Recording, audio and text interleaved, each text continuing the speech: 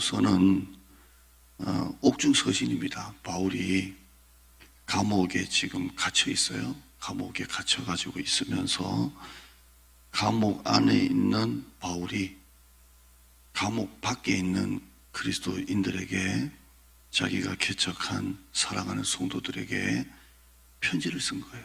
그러니까 이 바울이 편안하게 어떤 커피를 한잔 하면서 아주 편안하게 쓴 게 아니라 감옥에 갇혀 있습니다. 감옥에 갇혀 있으면서 감옥 밖에 있는 사람들에게 편지를 썼다 이렇게 보면 되고, 이 빌립보는 바울이 2차 때 2차 세계 전도할 때 첫 성이 빌립보잖아요. 첫 성.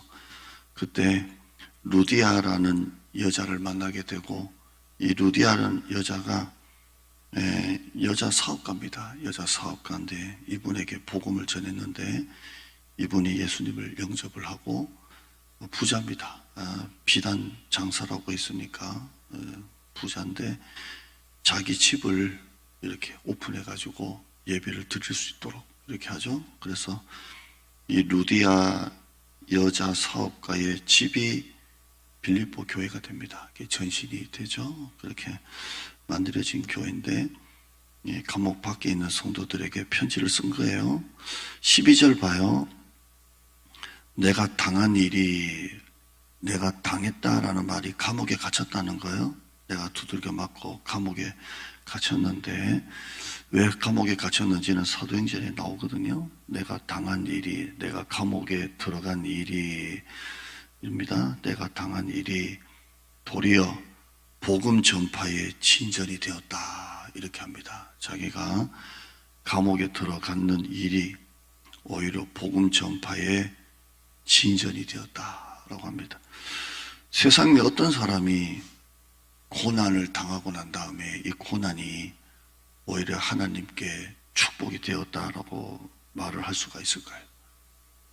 질병, 어떤 크고 작은 실패, 이런 일들을 겪고 난 다음에 오히려 이런 일들이, 내가 당한 일이 오히려 하나님의 나라의 진보가 되었다라고 말을 할 수 있는 사람이 몇 명이 될까요? 보통 우리는 내가 성공한 일이 복음 전파의 진전이 됐다 이렇게 할 수 있잖아요. 그런데 사도 바울은 오히려 내가 감옥에 들어간 이 일이 복음 전파의 진전이 되었다 이렇게 말을 합니다. 참 이건 대단한 고백이죠.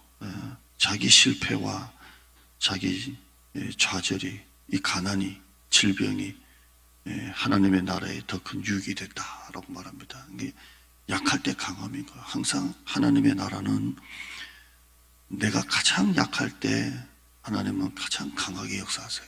참 희한해.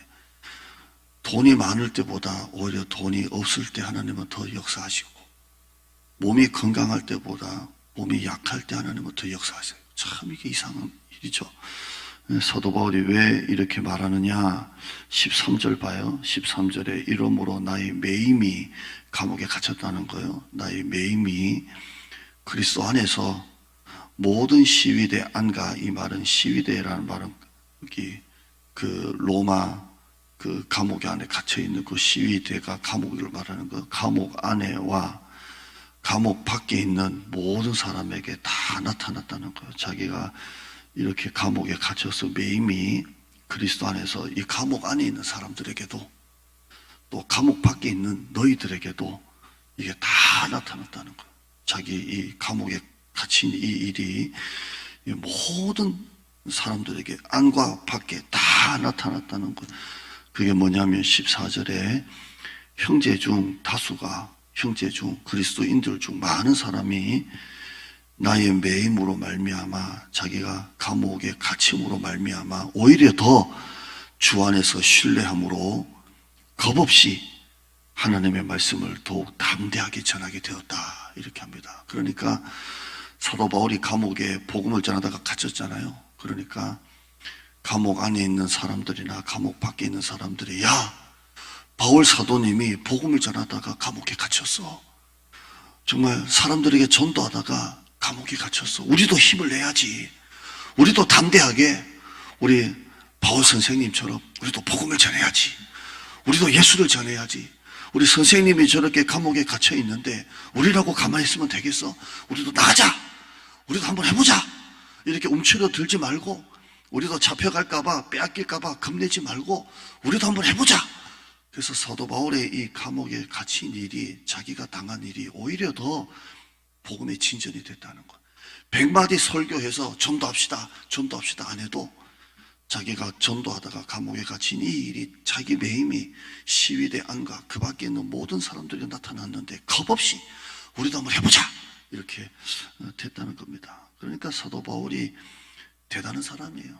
내가 이 감옥에 갇힌 일이 오히려 이제 더 이상 전도를 못하는구나, 이제 누가 전도할 수 있을까라고 걱정을 했는데 오히려 그 빌립보 성도들이 감옥에 갇혀 있는 자기를 알고 오히려 더 겁없이 하나님 안에서 신뢰함으로 전하게 됐다라는 사실을 그렇게 하는 겁니다. 여러분 삶에 어떤 고난이 오고 실패와 좌절이 오고, 옛날엔 이만큼 가졌다가 지금은 요만큼 가진 이 일이 오히려 더 약할 때 강함인 거예요. 참 그래요. 약할 때 강함이. 사람은 너무 많으면 마음이 부유해져요. 그래서 하나님보다 자기를 더 신뢰할 때가 있어요.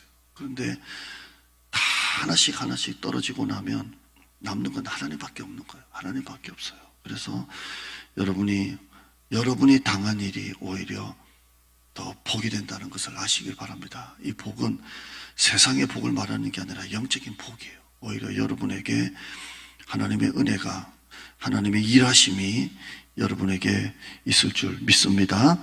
아멘. 2장 한번 보죠. 2장 보면 공동체를 말합니다. 공동체. 2절 3절만 볼까요? 2절 3절 보면 그리스도 안에서 어떤 모습을 가져야 되냐. 2절 3절 2장 읽어요. 시작. 마음을 같이 하고 같은 사랑을 가지고 뜻을 합하며 한 마음을 품어 아무 일에든지 다툼이나 허영으로 하지 말고 오직 겸손한 마음으로 각각 자기보다 남을 낮게 여기고. 그리고 4절에도 나오는데요. 이게 교회입니다. 공동체. 마음을 같이 하고 같은 사랑을 가지고 뜻을 합하여 한 마음을 품고. 그래서 2절에 보면 마음을 같이 하여 라는 말이 뜻을 합하여, 같은 사랑을 가지고 한 마음 이렇게 되죠. 같은 사랑, 한 마음, 마음을 같이 하여 뜻을 합하여 이렇게 되어 있습니다. 저는 이제 목포에 내려갈 때 교회 이름이 한사랑 교회 이렇게 있어서 한사랑 교회 우리가 하나입니다 이렇게 했더니 우리 장로님들이 목사님 그 한자가 아닙니다. 뭡니까? 큰 사랑입니다. 큰 한자. 그래서 그런 겁니까? 그래서 그러면 두 개 다 합시다. 큰 사랑, 한 사랑 다 합시다. 이렇게 해서 목회를 했는데요. 교회는 그래요. 수많은 사람들, 배운 사람, 못 배운 사람, 가진 사람, 안 가진 사람, 신앙에 연륜이 있는 사람, 없는 사람, 수준 있는 사람, 없는 사람 다 모여가지고, 느긋한 사람, 성질 급한 사람 다 모여가지고 우리는 마음을 같이 하고 뜻을 합하고 같은 사랑을 가지고 한 마음을 품어서 나가는 게 교회입니다. 교회는 싸우면 교회는 안 돼요. 무조건 교회는 지금 부흥이 되든 안 되든 그건 아무 문제가 아니에요. 싸우지 않으면 돼요. 싸우지 않고 같은 사랑 한 마음을 품고 가다 보면 하나님이 부흥시켜 주는 거지. 싸우면 큰일 나요. 싸우면 안 돼요. 이게 같은 사랑 한 마음 서로 용서하고 품고, 누가 품지 못하면 또 누가 품으면 되고 이렇게 해서 가는 겁니다. 3절에 보면 아무 일에든지 다툼이나 허용으로 하지 말고, 잘하려고 하다 보면 싸우고 감정 상하고, 다툼이나 허용으로 하지 말고 그냥 내가 한번 참으면 되고, 내가 한번 넘어가면 되고, 내가 한번 품으면 되고, 한 번이 아니고 100번이나 해도 되고, 오직 겸손한 마음으로 남을 낮게 여기고. 아멘. 14절 봐요. 14절에요. 같은 2장이에요. 모든 일을 원망과 시비가 없이 하라 입니다. 모든 일을 원망과 시비가 없이 하라. 저희 사모가 한번 몇 달 됐죠. 뭐 올 초라고 해야 되나요?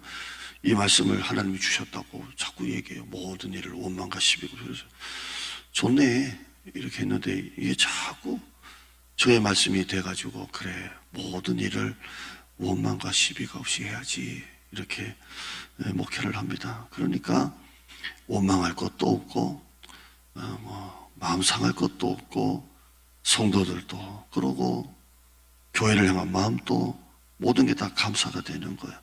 13절 읽어봐요. 13절에요. 같이 읽어요. 시작. 너희 안에서 행하시는 이는 하나님이시니 자기의 기쁘신 뜻을 위하여 너에게 소원을 두고 행하게 하시나니. 이것도 설교할 게 참 많은데요. 한마디로 하면 하나님이 하시는 거예요. 하나님이. 그러니까 모든 일을 원망과 시비가 없이 하면 돼요. 다 하나님이 하시는 거예요. 하나님이. 그러니까 내가 하려고 하니까 원망과 시비가 생기는데 하나님이 행하시는 거니까, 하나님이 하시니까, 하나님이 하신다라고 생각하면, 내게 아니다 생각하면 마음 상할 게 뭐가요? 하나님의 것이다, 하나님의 일이다, 하나님의 것이다 라고 하면 다 풀리는 거예요. 예, 하나님이 하신다 이렇게 되어 있고요.